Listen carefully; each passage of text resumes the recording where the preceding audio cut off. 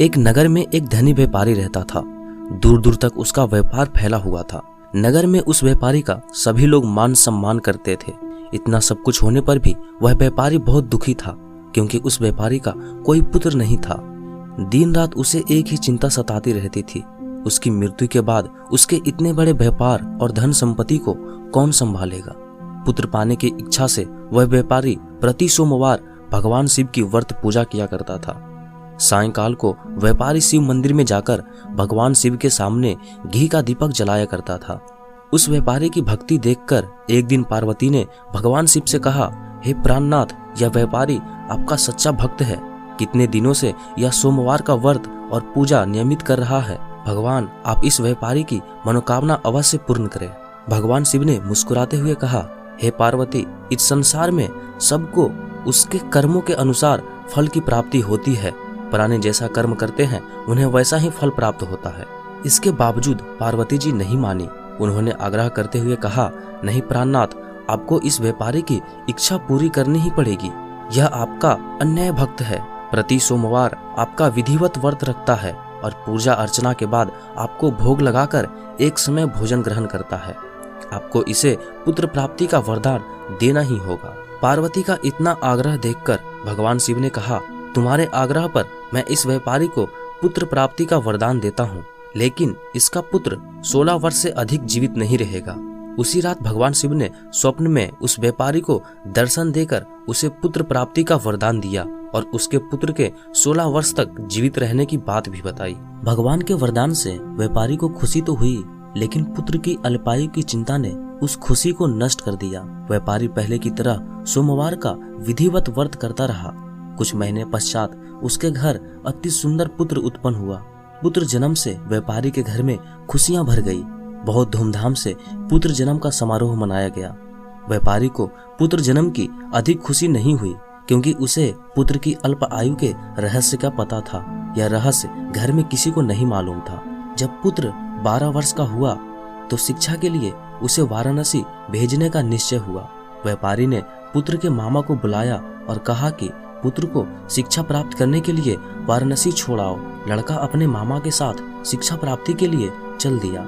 रास्ते में जहाँ भी मामा और भांजा रात्रि विश्राम के लिए ठहरते, वहीं यज्ञ करते और ब्राह्मणों को भोजन कराते थे। लंबी यात्रा के बाद मामा और भांजा एक नगर में पहुंचे। उस नगर के राजा की कन्या के विवाह की खुशी में पूरे नगर को सजाया गया था। निश्चित समय पर बारात आ गई, लेकिन वर का पिता अपने बेटे के एक आंख से काने होने के कारण बहुत चिंतित था। उसे इस बात का भय सता रहा था कि राजा को इस बात का पता चलने पर कहीं वह विवाह से इनकार न कर दे, इससे उसकी बदनामी होगी। वर के पिता ने लड़के को देखा तो उसके मस्तिष्क में एक विचार आया। उसने सोचा, क्यों न इस लड़के को दूल्हा बनाकर राजकुमारी से विवाह करा दूं। विवाह के बाद इसको धन देकर विदा कर दूंगा और राजकुमारी को अपने नगर में ले जाऊंगा। वर के पिता ने इसी संबंधी में मामा से बात की। मामा ने धन मिलने के लालच में वर के पिता की बात स्वीकार कर ली। लड़के को दूल्हे का वस्त्र पहनाकर राजकुमारी से विवाह करा दिया गया। राजा ने बहुत सा धन देकर राजकुमारी को विदा किया। लड़का जब लौट रहा था तो सच नहीं छिपा सका और उसने राजकुमारी की ओढ़नी पर लिख दिया, राजकुमारी, तुम्हारा विवाह तो मेरे साथ हुआ था। मैं तो वाराणसी में शिक्षा प्राप्त करने जा रहा हूँ। अब तुम्हें जिस नवयुवक की पत्नी बनना पड़ेगा वह काना है। जब राजकुमारी ने अपने ओढ़नी पर लिखा हुआ पढ़ा तो उसने काने लड़के के साथ जाने से इनकार कर दिया। राजा ने सब बातें जानकर राजकुमारी को महल में रख लिया। उधर लड़का अपने मामा के साथ वाराणसी पहुंच गया। गुरुकुल में पढ़ना शुरू कर दिया। जब उसकी आयु 16 वर्ष पूरी हुई तो उसने एक यज्ञ किया।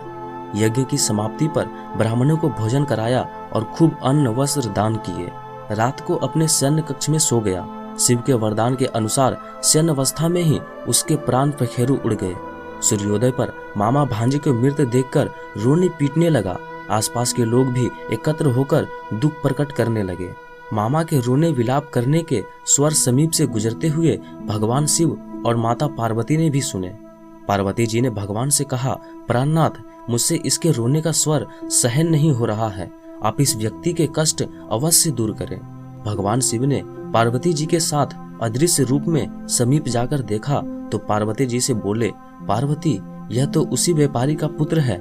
मैंने इसे 16 वर्ष की आयु का वरदान दिया था, इसकी आयु तो पूरी हो गई। पार्वती जी ने फिर भगवान शिव से निवेदन किया, हे प्राणनाथ, आप इस लड़के को जीवित करें, नहीं तो इसके माता पिता पुत्र की मृत्यु के कारण रो रो कर अपने प्राणों का त्याग कर देंगे। इस लड़के का पिता तो आपका परम भक्त है, वर्षों से सोमवार का व्रत करते हुए आपको भोग लगा रहा है। पार्वती के आग्रह करने पर भगवान शिव ने उस लड़के को जीवित होने का वरदान दिया और कुछ ही पल में वह जीवित होकर उठ बैठा। शिक्षा समाप्त करके लड़का मामा के साथ अपने नगर की ओर चल दिया। दोनों चलते हुए उसी नगर में पहुंचे जहां उसका विवाह हुआ था। उस नगर में भी यज्ञ का आयोजन किया। समीप से गुजरते हुए नगर के राजा ने यज्ञ का आयोजन देखा। राजा ने उसको तुरंत पहचान लिया। यज्ञ समाप्त होने पर राजा मामा भांजे को महल में ले गया। राजा ने उसको तुरंत पहचान लिया। यज्ञ समाप्त होने पर राजा मामा भांजे को महल में ले गया और कुछ दिन उन्हें महल में रखकर बहुत सा धन वस्त्र देकर राजकुमारी के साथ विदा किया। रास्ते में सुरक्षा के लिए राजा ने बहुत से सैनिकों को भी साथ भेजा। नगर में पहुंचते ही एक दूत को घर भेजकर अपने आगमन की सूचना भेजी। अपने बेटे के जीवित वापस लौटने की सूचना से व्यापारी बहुत प्रसन्न हुआ। भूखे प्यासे रहकर व्यापारी और उसकी पत्नी बेटे की प्रतीक्षा कर रहे थे। उन्होंने प्रतिज्ञा रखी थी कि यदि उन्हें अपने बेटे की मृत्यु का समाचार मिला तो दोनों अपने प्राण त्याग देंगे। व्यापारी अपनी पत्नी और मित्रों के साथ नगर के द्वार पर पहुंचा।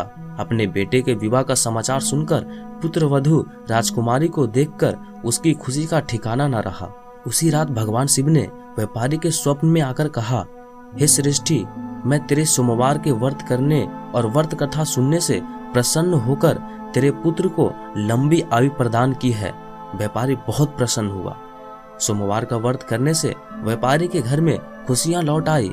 शास्त्रों में लिखा है कि जो स्त्री पुरुष सोमवार का विधिवत व्रत करते हैं, व्रत कथा सुनते हैं, उनकी सभी इच्छाएं। दोस्तों, उम्मीद है कि ये वीडियो आपको काफ़ी पसंद आई होगी। वीडियो पसंद आई है तो इसे अभी लाइक करें और साथ ही चैनल को सब्सक्राइब करें और बेल आइकन को जरूर प्रेस करें ताकि आने वाली वीडियो की अपडेट्स आप मिस ना कर सकें। मिलते हैं अगली वीडियो में, तब तक के लिए जय महाकाल।